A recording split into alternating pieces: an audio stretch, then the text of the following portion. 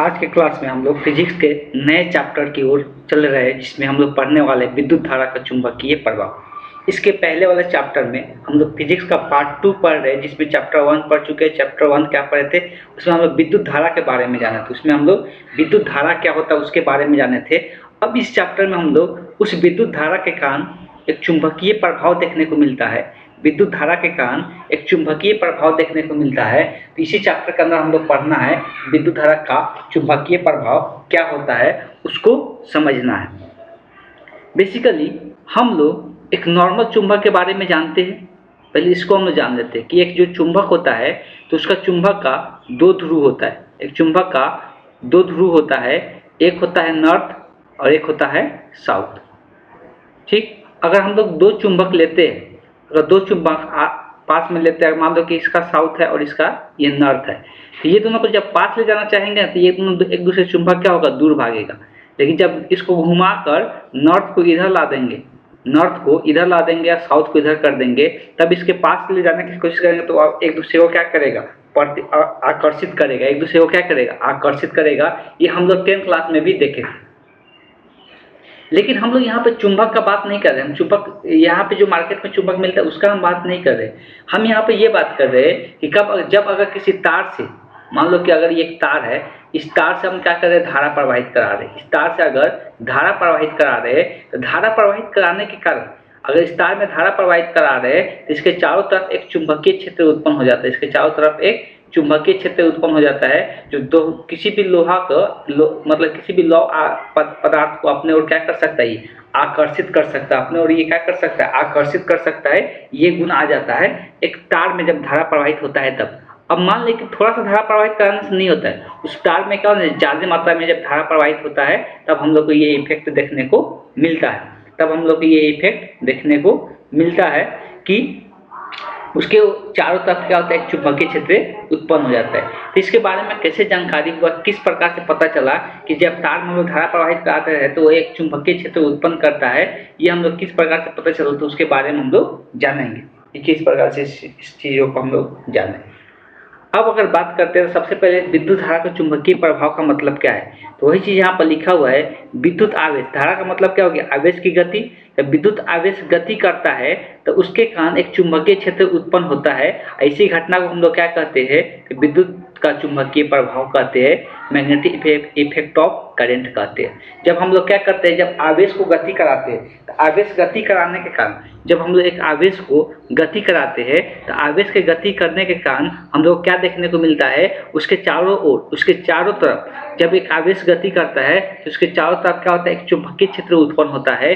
ऐसी प्रभाव हम लोग कहते हैं विद्युत धारा का चुंबकीय प्रभाव। आवेश गति कहाँ पे करता है, जब एक तार के अंदर धारा प्रवाहित होता है तो ऑब्वियस है कि उसमें आवेश गति करता है, तभी जाकर धारा प्रवाहित होता है। तो वही आवेश गति करने के कारण उसके चारों तरफ क्या देखने को मिलता है, एक चुंबकीय क्षेत्र उत्पन्न होता है। उसी को हम लोग क्या कहते हैं, विद्युत धारा का चुंबकीय प्रभाव कहते हैं। तो सबसे पहले क्या करना है, चैप्टर का नाम लिख लेना है। चैप्टर का नाम लिखने के बाद सबसे पहले हेडिंग डाल लेना है, विद्युत धारा का चुंबकीय प्रभाव क्या होता है, उसका डिफिनीशन यहाँ से लेके यहाँ तक लिख लेना है, यहाँ से लेके यहाँ तक। ठीक, चलिए तो आगे का डिस्कशन हम लोग करते हैं कि ये कैसे पता चला, ये कब पता चला और किसके द्वारा ये बताया गया कि जब एक तार पे धारा प्रवाहित होता है तो वो एक चुंबकीय क्षेत्र उत्पन्न करता है। इसके जानकारी कैसे प्राप्त हुआ उसके बारे में हम लोग समझेंगे।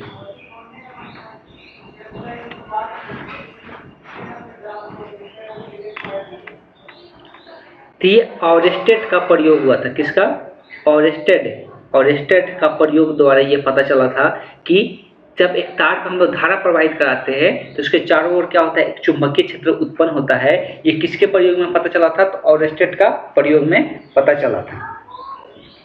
तो ये किसके द्वारा बताया गया था, सबसे पहले लिखना है ऑरेस्टेड का प्रयोग। ऑरेस्टेड का प्रयोग, उसको यहाँ से लेके यहाँ तक लिख लेना है, कम से कम याद रहे। बताया जा रहा है कि 1820 में ऑरेस्टेड नामक वैज्ञानिक ने यह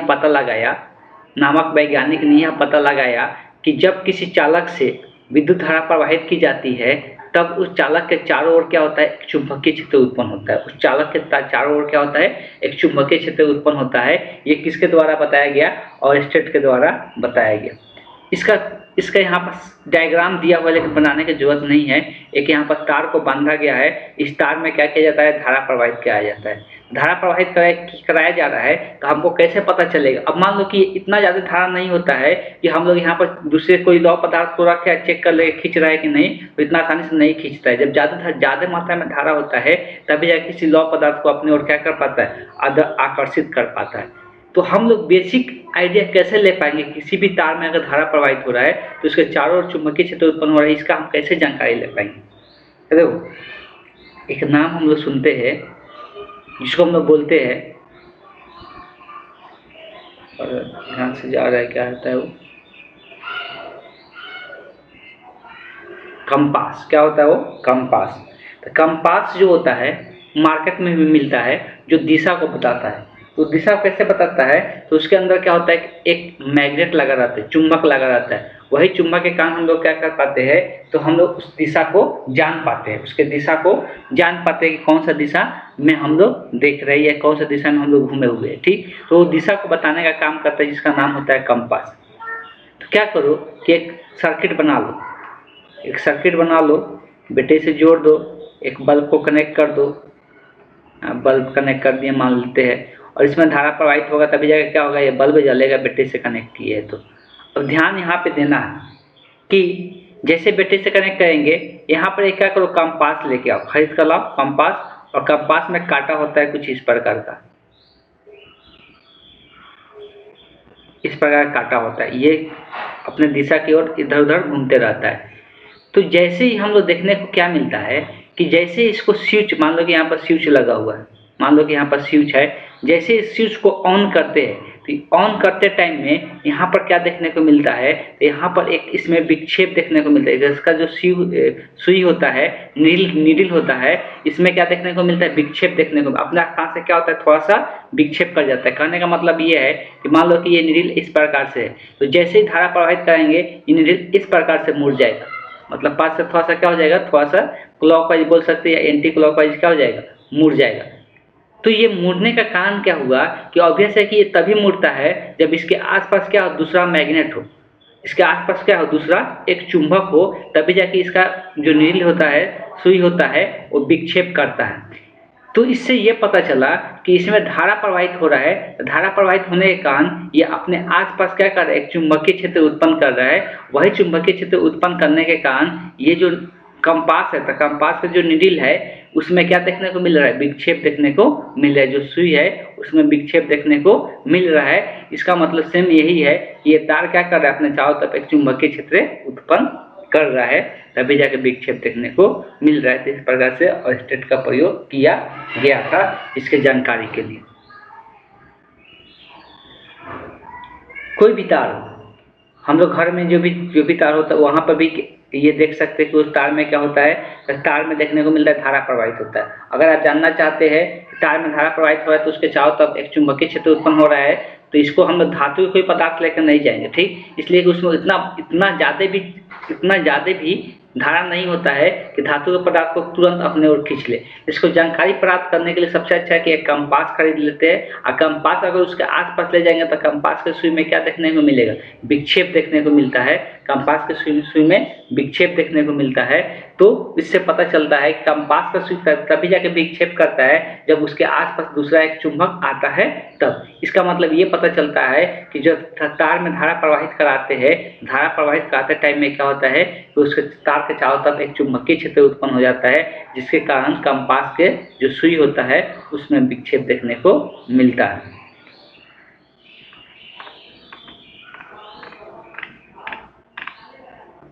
यहाँ पर दिखाने की कोशिश किया जा रहा है, जब धारा ये तार ऐसे लंबवत रखा गया है और इसका जब धारा ऊपर की तरफ प्रवाहित किया जा रहा है तो ये इस तरफ मुड़ रहा है, ये क्या कर रहा है, इस तरफ कंपास मुड़ जा रहा है। लेकिन जब धारा को दिशा को चेंज किया जाता है, धारा को दिशा को नहीं, अगर हम लोग कंपास को ही चेंज कर दें, जब कंपास को यहाँ पर पलट दिया जा रहा है, इधर नॉर्थ रखा गया, इधर साउथ रखा गया, लेकिन जब इधर साउथ कर दिया गया, इधर नॉर्थ कर दिया गया, मतलब नॉर्थ को और साउथ को चेंज कर दिया गया, तब ये क्या कर रहा है, इस ओर मुड़ जा रहा है। इस प्रकार से देखने को मिल रहा है। अच्छा नहीं, यहाँ पर धारा नीचे की तरफ दिया हुआ, ठीक। इसमें धारा कहाँ पे प्रवाहित किया जा रहा है, नीचे की ओर किया जा रहा है। तो तब क्या देखा जा रहा है कि जो कंपास का सुई है वो इस ओर मुड़ जा रहा है, लेकिन जब ऊपर का तब की धारा प्रवाहित किया जा रहा है, मतलब दिशा में परिवर्तन हो रहा है। मतलब अगर धारा की दिशा में परिवर्तन करेंगे तो चुंबकीय क्षेत्र की दिशा में भी क्या हो रहा है, परिवर्तन हो रहा है, तभी जाके ये घटना देखने को मिल रहा है। इसको और हम लोग आगे और भी डिटेल में पढ़ने वाले हैं।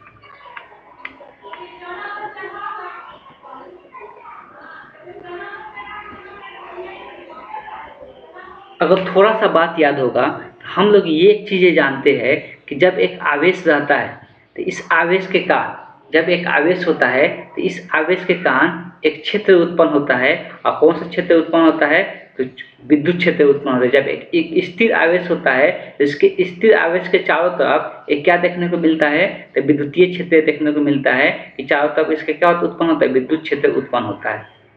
ये स्थिर आवेश है। तब अगर यही आवेश क्या हो जाए, अगर यही आवेश गति में आ जाए, अगर यही आवेश किस में आ जाए, गति में आ जाए, तब एक क्या उत्पन्न होता है, तब एक चुंबकीय क्षेत्र उत्पन्न होता है। बात ध्यान से सुनिएगा कि जब एक आवेश स्थिर होता है, तो जब स्थिर आवेश रहेगा तो उसके चारों तरफ क्या उत्पन्न होगा, विद्युत क्षेत्र उत्पन्न होगा। स्थिर रहे या गति में रहे, तो आवेश हम लोग पहले चैप्टर में पढ़ चुके हैं कि आवेश के कारण क्या होता है, उसके चारों तरफ एक विद्युत क्षेत्र उत्पन्न होता है। लेकिन जैसे वो गति में आता है, गति में आने के कारण उसके चारों तरफ क्या हो जाता है, एक चुंबकीय क्षेत्र उत्पन्न हो जाता है। जब भी आवेश अगर गति करेगा, जब भी अगर आवेश गति करेगा तो वो अपने चारों तरफ क्या करता है, एक चुंबकीय क्षेत्र उत्पन्न करता है। अपने चारों तरफ क्या करता है, एक चुंबकीय क्षेत्र उत्पन्न करता है, और साथ साथ एक विद्युत क्षेत्र भी उत्पन्न करता है। विद्युत क्षेत्र स्थिर में रहे या गति में रहे, दोनों केस में विद्युत क्षेत्र उत्पन्न होगा। लेकिन चुंबकीय क्षेत्र तभी उत्पन्न होगा जब आवेश क्या रहे, गति में रहे। जब आवेश क्या रहे, गति में रहे, तब इस प्रकार से देखने को मिलता है।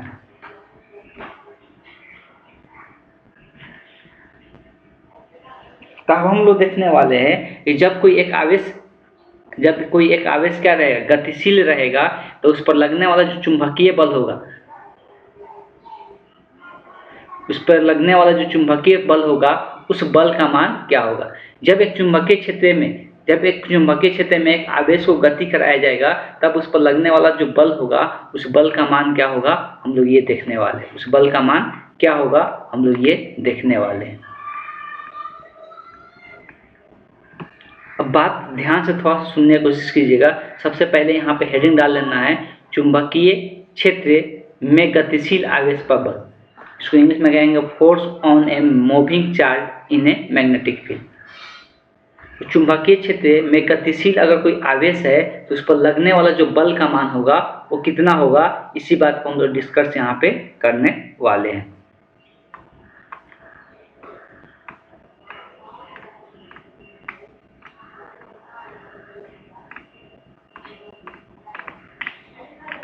डालिए,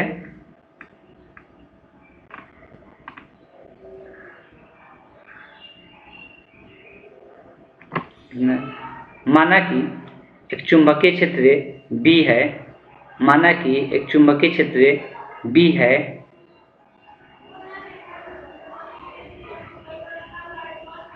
जिसमें एक आवेश Q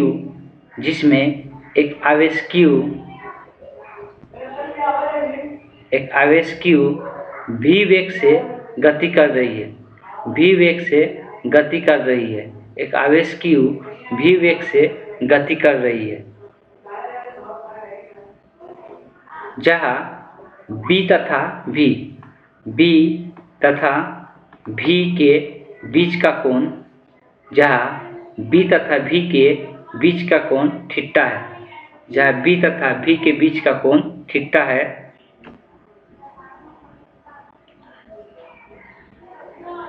तब आवेश Q पर लगने वाला बल,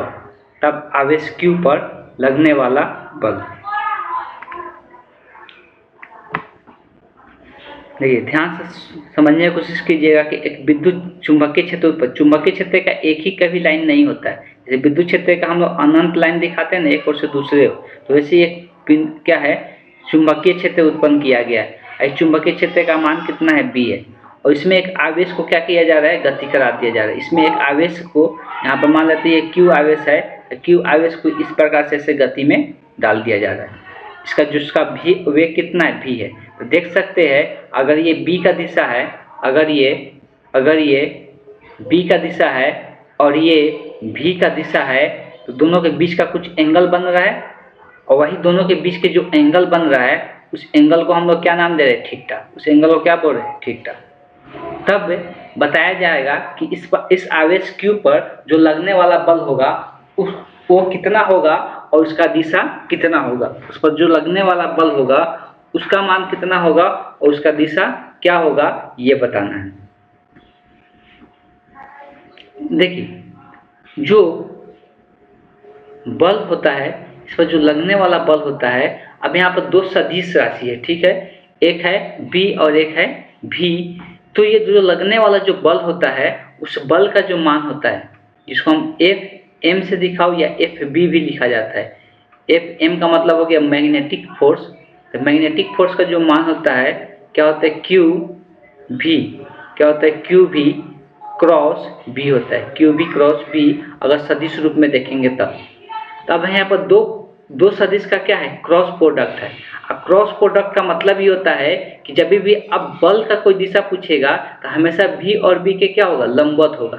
जब भी दो क्रॉस प्रोडक्ट का हम लोग बात करते हैं कि अगर A क्रॉस B निकाल रहे तो जो A क्रॉस B का दिशा होगा हमेशा जो दो सदिश है उस सदिश का क्या होता है, लंबवत दिशा होता है। तो उस सदिश का क्या होता है, लंबवत दिशा होता है। तो ये पहले डायग्राम बना लेना है, डायग्राम बना के ये लिखना है। और इसको अगर इसका परिमाण का अगर बात करेंगे तो Fm का जो मान आएगा QV, आप क्रॉस प्रोडक्ट हम लोग जानते हैं कि दूसरा दिशा का क्रॉस प्रोडक्ट QV क्या लिखा जाता है, साइन थीटा लिखा जाता है। तो इसका मान क्या निकल के आएगा, Fm बराबर QV साइन थीटा निकल के आएगा, Fm बराबर QV साइन थीटा। अगर दिशा का बात करेंगे तो दिशा हम लोग इसके लिए सदिश में भी बताए थे कि अगर दो सदिश है, एक अगर A है और एक अगर B है, तो अगर सदिश का दिशा बताना है तो सदिश A क्रॉस B का दिशा बताना है तो क्या बोलते हैं कि A को B के तरफ घुमाओ। तो अगर A को B के तरफ घुमाएंगे तो स्क्रू जो होगा वो बाहर की तरफ आएगा कि अंदर की तरफ जाएगा। A को अगर B की ओर घुमाएंगे तो A को हम क्या कर रहे हैं, इस A को इस B की ओर घुमा रहे, इस B की ओर घुमा रहे। तो जब A को इस B की ओर घुमाएंगे तो स्क्रू क्या होगा, कसेगा।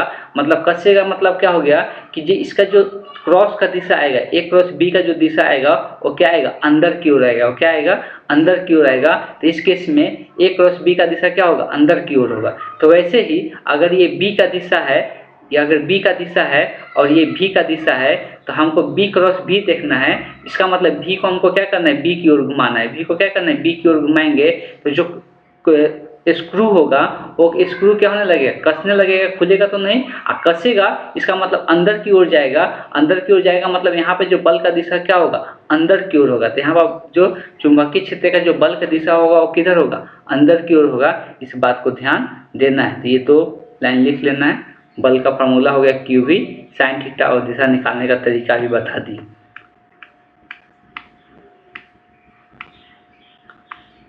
देखो दो नियम बताया गया बल का दिशा निकालने का। एक और बताया गया दक्षिण हस्त नियम। दक्षिण हस्त नियम बताया गया बल की दिशा ज्ञात करने के लिए। एक तो अभी स्क्रू वाला भी तुरंत बताए और ये दक्षिण हस्त नियम बताया गया बल की दिशा निकालने के लिए। तो लिखने की जरूरत नहीं है। दक्षिण हस्त नियम क्या है, राइट हैंड रूल है। ये क्या है, राइट हैंड रूल है। तो राइट हैंड रूल कैसे काम करता है उसको समझिएगा। राइट हैंड रूल कैसे काम करता है, तो ये हम लोग कौन सा हाथ यूज करना है, राइट वाला हाथ का यूज करना है। राइट वाला हाथ को यूज करना है इसका दिशा निकालने में।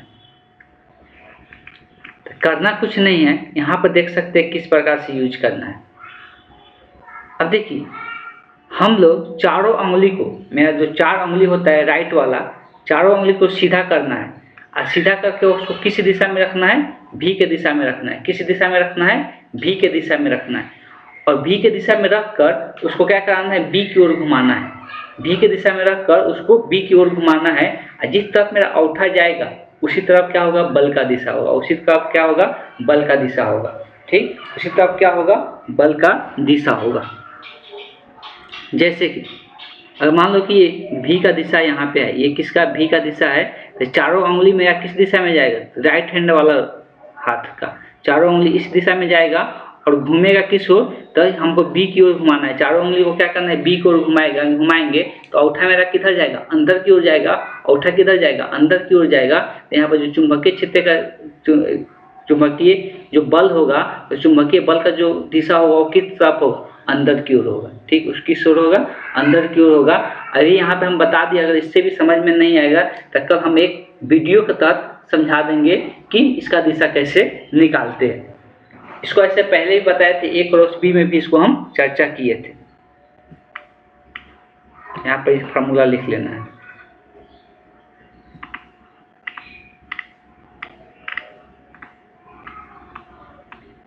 ये कभी कभी 2 नंबर में पूछता है, तो अगला हेडिंग डालना है कौन सा, तो लॉरेंट्ज बल लिखना है, लॉरेंट्ज बल। तो लॉरेंट्ज बल हेडिंग डालना है, लॉरेंट्ज बल।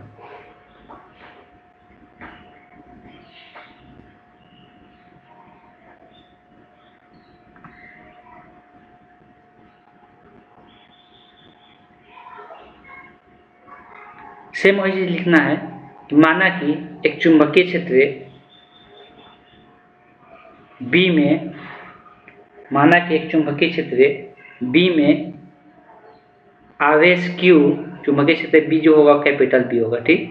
बी में आवेश Q v वेग से गति कर रही है, आवेश Q v वेग से गति कर रही है, v वेग से गति कर रही है, जहाँ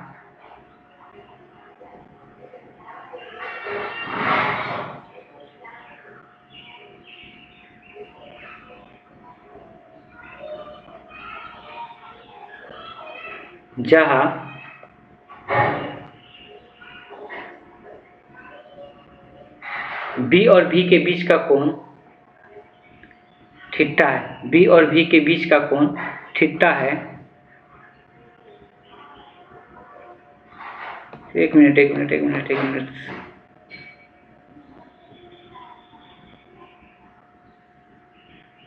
दो चीज था यहाँ, एक और चीज ऐड करना है। जहाँ लिखवाए है ना कि माना कि चुंबकीय क्षेत्र बी में लिखवाए तो चुंबकीय क्षेत्र बी तथा ऐड कर लेना है विद्युत क्षेत्र, तथा विद्युत क्षेत्र, या फिर से लिख लो विद्युत क्षेत्र ई, चुंबकीय क्षेत्र बी तथा विद्युत क्षेत्र ई में एक आवेश Q v वेग से गति कर रही है, एक आवेश Q v वेग से गति कर रही है, जहाँ B और V के बीच का कोण थीटा है, जहाँ B और V के बीच का कोण थीटा है, जहाँ B और V के बीच का कोण थीटा है। तो लॉरेंज बल होगा। देखो, जब हम लोग बात कर रहे हैं, इसका डायग्राम दिखाना जरूरी नहीं है, फिर भी दिखा देते हैं। जब हम यहाँ पर एक ऐसा क्षेत्र उत्पन्न किया जहाँ पर विद्युत क्षेत्र भी है, चुंबकीय क्षेत्र भी है, हम लोग जानते हैं कि कभी भी एक आवेश Q को विद्युत क्षेत्र में रखा जाता है तो उस पर लगने वाला जो बल होता है, एक ई से दिखा रहे हैं, जो विद्युत बल होता है, उसका मान जो होता है Q इंटू ई होता है। ये चीज़ हम लोग पढ़े थे कि जो बल होता है Q इंटू ई होता है। अभी हम लोग पढ़ लिए कि चुंबकीय बल जो होता है, जो एक m से दिखा रहे हैं, इसका जो मान होता है वो कितना होता है, Q इंटू क्यू भी, ऐसे लिखा था ना, क्यू भी क्रॉस बी। ये क्या होता है, क्यू भी क्रॉस बी होता है, ये हम लोग देख चुके हैं। तो लॉरेंज बल क्या होता है, तो लॉरेंज बल दोनों की योगफल के बराबर होता है। किसके, विद्युत बल तथा चुंबकीय बल के योगफल के क्या होते हैं। तो लॉरेंज बल जो होता है विद्युत बल और चुंबकीय बल के योगफल के क्या होता है, बराबर होता है। तो यहाँ से अगर मान रखते हैं तो विद्युत बल जो है Q इंटू ई है, बल के रूप में दिखा रहे हैं, प्लस क्यू भी क्रॉस बी है। अब देखो यहाँ से B क्या हो जाएगा, तो Q क्या हो जाएगा, कॉमन हो जाएगा। Q अगर कॉमन कर लेते हैं तो यहाँ से क्या बच जाएगा, E plus V cross B हो जाएगा। तो यही क्या हो गया, तो यही लॉरेंज बल का मान हो गया। तो यही क्या हो गया, लॉरेंज बल का मान हो गया। तो एक और चीज़ यहाँ से याद रखना है कि जो लॉरेंज बल होता है वो विद्युत बल और चुंबकीय बल के योगफल के क्या होते हैं, बराबर होते हैं। तो यही लॉरेंज बल का फॉर्मूला निकल के यहाँ से आ गया। तो लॉरेंज बल जो होता है कितना होता है, क्यू इंटू ई, वेक्टर ई मतलब विद्युत क्षेत्र, प्लस V क्रॉस बी होता है।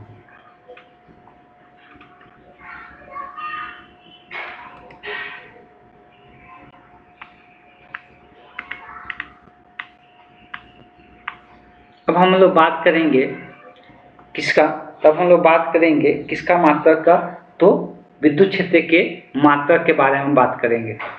तो डॉट करके लिखना है, डॉट करके लिखना है विद्युत क्षेत्र का मात्रक, विद्युत क्षेत्र का मात्रक टेस्ला होता है, विद्युत क्षेत्र का मात्रक टेस्ला होता है, विद्युत क्षेत्र का मात्रक टेस्ला होता है, टेस्ला यहाँ पे लिखा हुआ है, ठीक, जिसे टी से सूचित किया जाता है, जिसे टी से सूचित किया जाता है, जिसे टी से सूचित किया जाता है, जिसे टी से सूचित किया जाता है।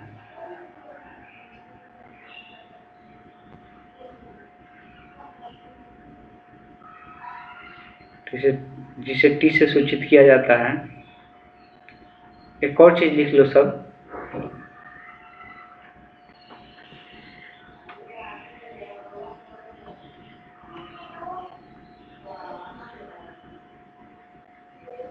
छोटे मात्रक के रूप में, छोटे मात्रक के रूप में, छोटे मात्रक के रूप में विद्युत क्षेत्र,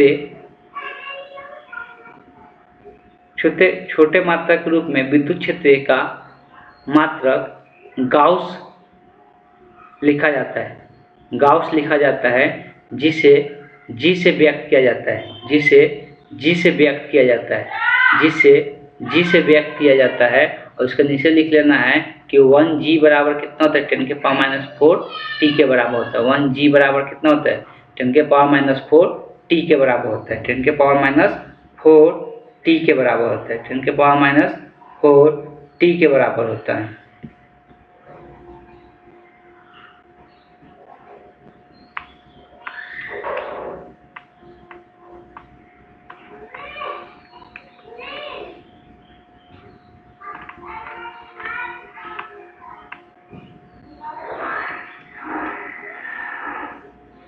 आगे जो पढ़ना है वो पढ़ना है चुंबकीय क्षेत्र में आवेशित कण की गति। चुंबकीय क्षेत्र में आवेशित कण की गति का मान कितना होगा वो बताना है। आवेशित क्षेत्र में गति आवेशित क्षेत्र में, चुंबकीय क्षेत्र में आवेशित कण की गति के बारे में हम लोग जानना है कि उसके गति का मान कितना होगा।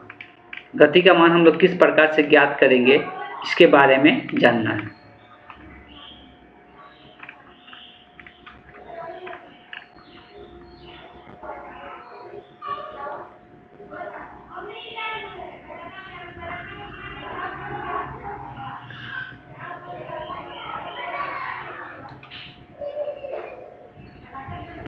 पहले हेडिंग डालना है चुंबकीय क्षेत्र में आवेशित कण की गति। माना कि एक चुंबकीय क्षेत्र B में, चुंबकीय क्षेत्र B में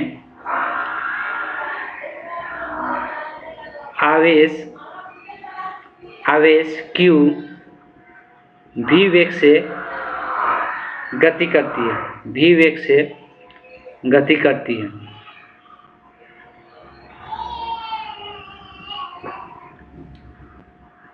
तब उस पर लगने वाला बल,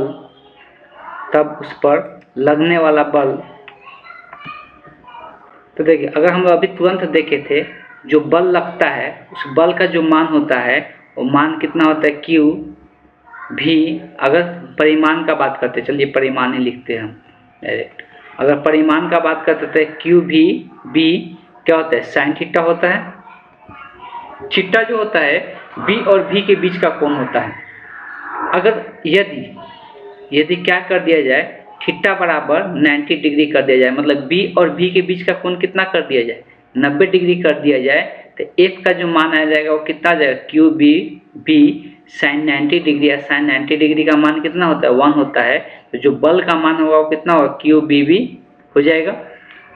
अब थोड़ा सा यहाँ पे एक चीज़ ध्यान देने वाला है, वो क्या है, बात को समझना है। जब एक चुंबकीय क्षेत्र रहता है, जब एक चुंबकीय क्षेत्र अगर क्रिएट करते हैं, चुंबकीय क्षेत्र अगर B क्रिएट किए है, अगर कोई आवेश Q को इसके अंदर B के क्या है, लंबवत वेग लंबवत भेज दें, मतलब ये बी का दिशा है और ये भी का दिशा है, दोनों के बीच का कोण कितना हो जाए 90 डिग्री। तो जैसे ही 90 डिग्री से कोई चीज को इसमें थ्रो करेंगे तो इसमें लगने वाले बल के कारण, अच्छा एक और चीज, एक और काम करते हैं इसको समझने के लिए, एक और चीजें पहले समझ लेते हैं।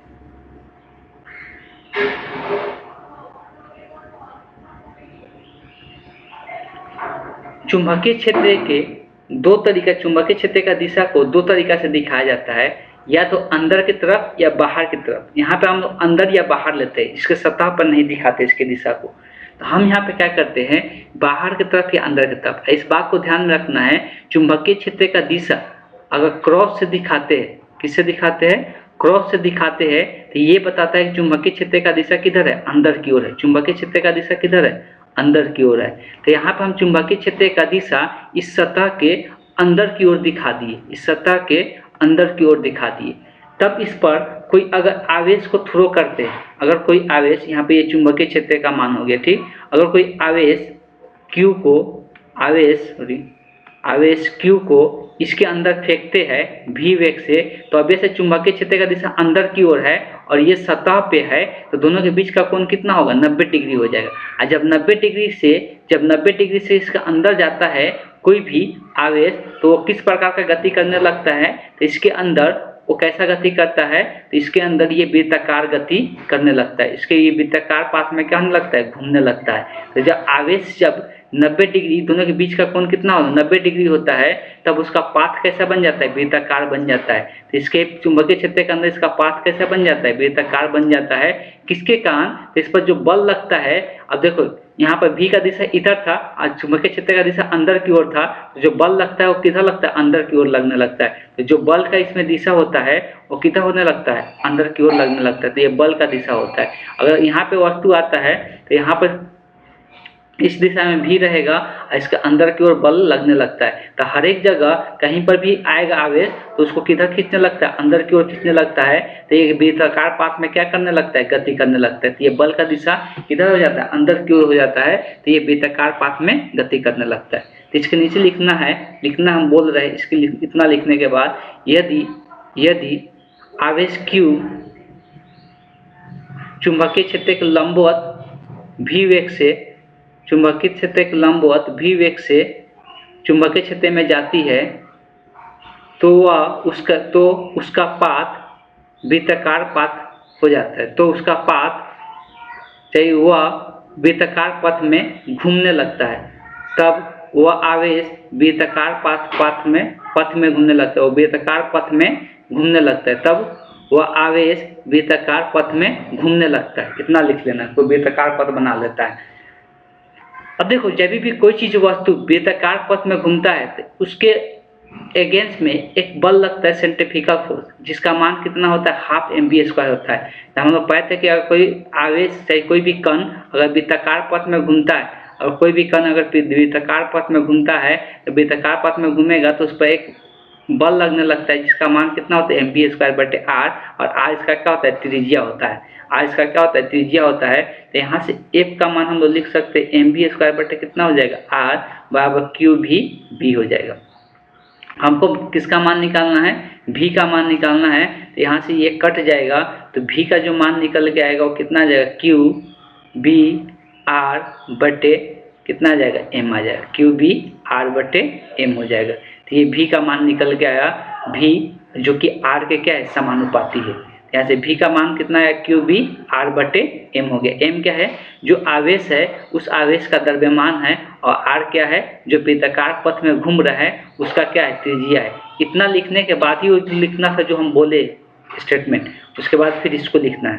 तो ये v का मान निकल के आया, v बराबर कितना, qb/r/m हो जाएगा। एक दो चीजें यहाँ से और हम लोग लिखेंगे।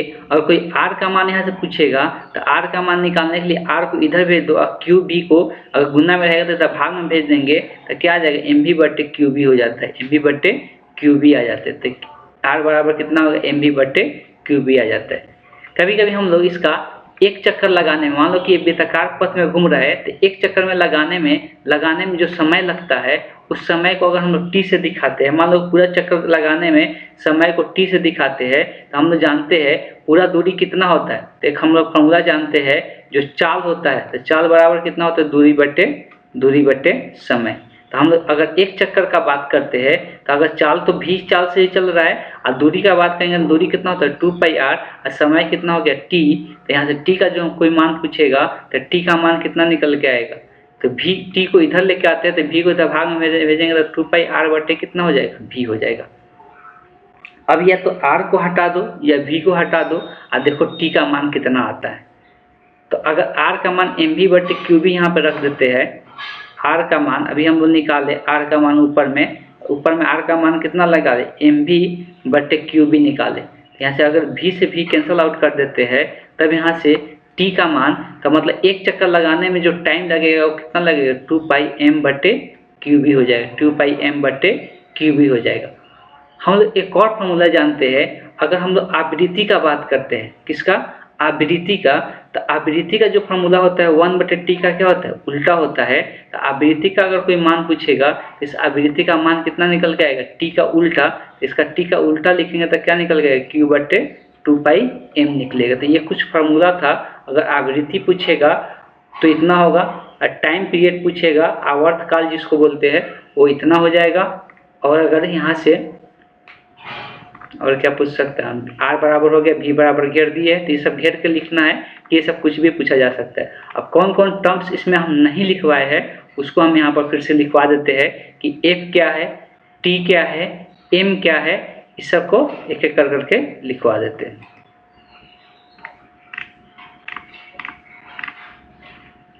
वो डायग्राम ठीक है, वो डायग्राम बनाना चाहिए, ये भी डायग्राम दिखा सकते हैं, ये भी डायग्राम सही है, जो हम बनाए वो भी सही है। तो वही सब चीज़ें, सारी चीज़ें यहाँ पे दिया हुआ है। एक ओमेगा कोणीय आवृत्ति छूट रहा था, कोणीय आवृत्ति भी लिख सकते हैं, छोड़ सकते हैं, चलिए यहाँ पर आवृत्ति लिखा गया। तो एक एक चीज़ को लिखते जाइए। एम जो था लिखना है आवेश का द्रव्यमान, क्या लिखना है, आवेश का द्रव्यमान, आवेश का द्रव्यमान। एम को क्या लिख लेना है, आवेश का द्रव्यमान।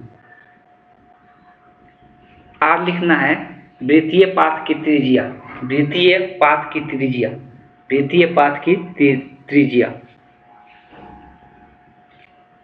एफ लिखना है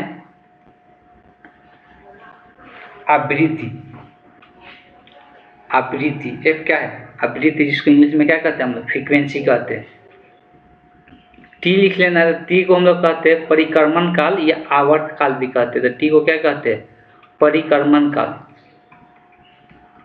परिक्रमण काल या आवर्त काल भी लिख सकते हो लोग, इसको आवर्त काल भी कहते हैं या परिक्रमण काल कहते हैं, आवर्त काल या परिक्रमण काल कहते हैं।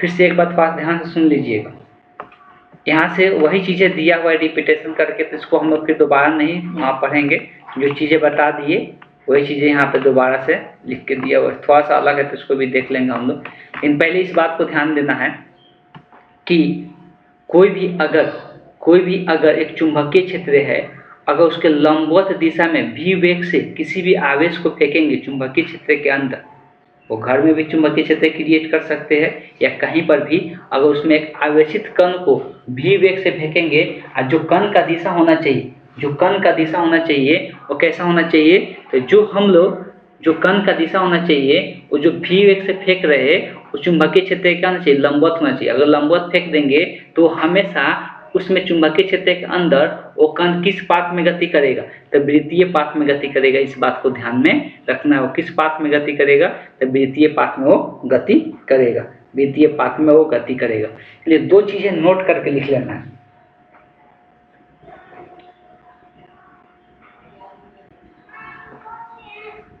चुंबकीय क्षेत्र के दो चीज नोट करके लिख, चुंबकीय क्षेत्र का दिशा,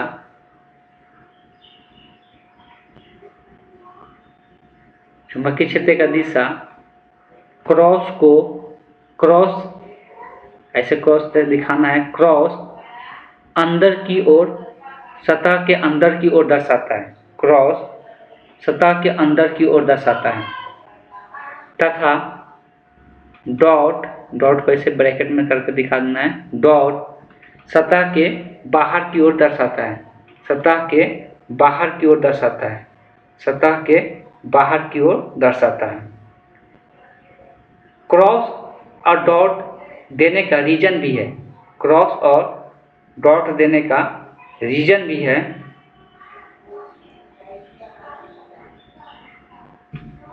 क्रॉस या डॉट देने का एक रीजन भी है, उस रीजन को हम लोग समझेंगे। देखिए, तीर जब हम लोग से दूर जाता है तो पीछे से ऐसा तीर का निशान दिखता है, ऐसे उसके ऊपर लगाया गया रहता है तो ये दिखता है। और जब तीर हम लोग को सामने आएगा तो हम लोग खिला पार्ट दिखता है, और नोखिला पार्ट क्या होता है, डॉट होता है। इसलिए सतह के जब सामने हम लोग को रहेगा, मतलब बाहर की ओर जब निकल रहा है तो डॉट से दिखाया जाता है, अंदर की ओर जो जाता है उसको हम लोग किससे दिखाते हैं, क्रॉस से दिखाते हैं। इस बात को ध्यान में रखना है, तो उसको हम लोग क्रॉस से दिखाते हैं। इस चीज को भी ध्यान में रखना है।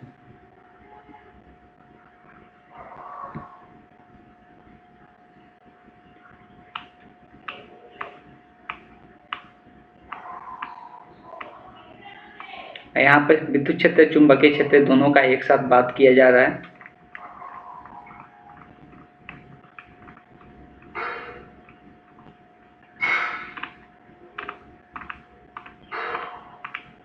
ठीक है, तो आज के क्लास में हम लोग इतना ही रहने देते हैं। नेक्स्ट क्लास में और हम लोग आगे का पार्ट देखेंगे।